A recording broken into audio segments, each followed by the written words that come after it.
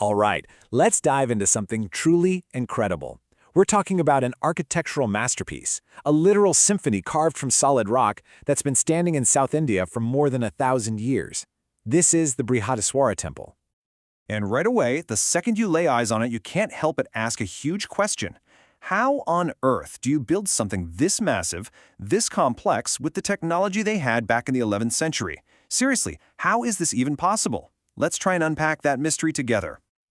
Okay, so to get our heads around this, we've got to go back in time, way back. We're talking 1010 CE. This is the year when the legendary Chola Emperor, Raja I, decided to build this thing. And he did it right at the absolute height of his empire's power. Now, here's the part that's just mind-blowing. This enormous, incredibly detailed temple was finished in about 7 years. 7? Just think about that. That's a construction speed that would be seen as insanely fast, even with all of our modern tools and machinery. And what makes it even crazier is the material they used. We're talking entirely granite, one of the hardest stones to work with. The quarries weren't even nearby, so they had to cut, haul, and then lift every single massive block into place with a level of precision that is it's almost hard to believe. So you have to ask, right? What kind of person, what kind of ambition is behind a project this huge? Well, to figure that out, we need to get to know the man himself, Raja Chola I. We need to understand what he was trying to prove with this epic undertaking. See, this was never, ever just a temple. It was a giant declaration to the world. First, it was about showing off the Chola Empire's incredible political power. Second, it was a showcase of their deep religious faith, their devotion to Lord Shiva. And third, it was proof that they were the absolute masters of art and architecture. No question.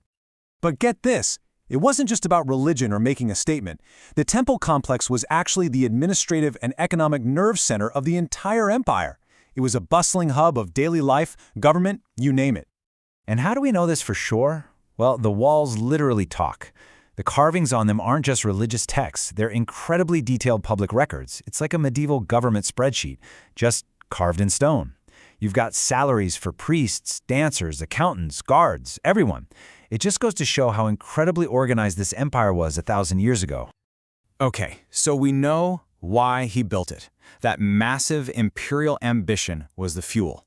But that still leaves the big question hanging. How in the world did they pull it off? How did they engineer this mountain of granite with no modern machines? You know, for hundreds of years, people have been scratching their heads, wondering and debating how they did it. It's still one of the great architectural mysteries, really. It just points to this mind-boggling level of planning and perfect execution. So, what are the theories? Well, historians think they must have built a gigantic earthen ramp, a ramp that might have stretched for 6 kilometers just to drag those huge stones all the way to the top. And the genius is in the tiny details, too.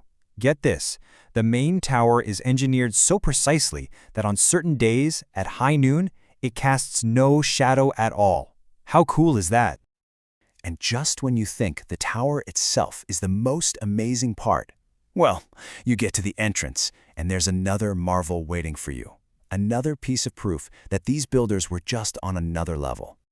It's a giant statue of Nandi, the sacred bull that serves Lord Shiva. And when I say giant, I mean it. This thing is 20 feet long. But here's the kicker, and this really shows you their skill.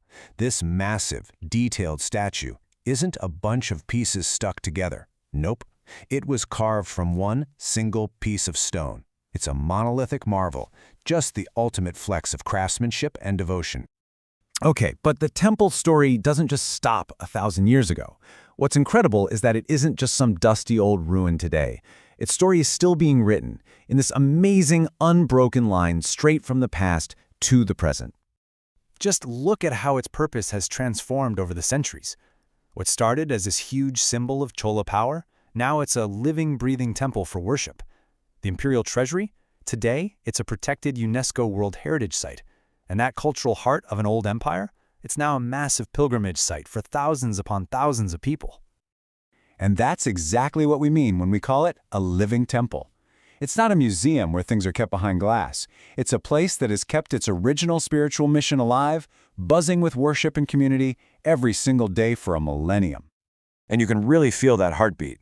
Every day, the same ancient rituals to Lord Shiva are performed just as they were centuries ago. When big festivals like Mahashivratri happen, the place is packed with people. And it's still this vital hub for the classical music and dance that it has supported for so long.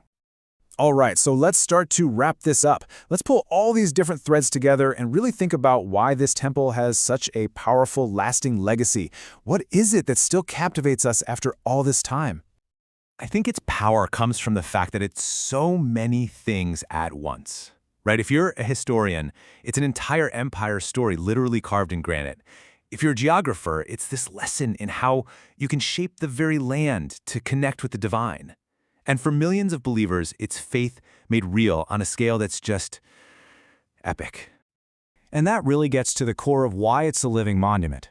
For the people who come here to pray, it's not just a beautiful old building. It's Shiva, embodied. It's a sacred place where the divine exists in the stone itself, in the flow of time, and in the sound of the rituals. And maybe that's the final thought here. When you stand in front of the Brihadeeswara Temple, you can't help but feel it. It's this profound sense of human ambition being humbled by something truly eternal. It's a testament to faith, to power, to pure genius, and it still inspires absolute awe even 1,000 years on.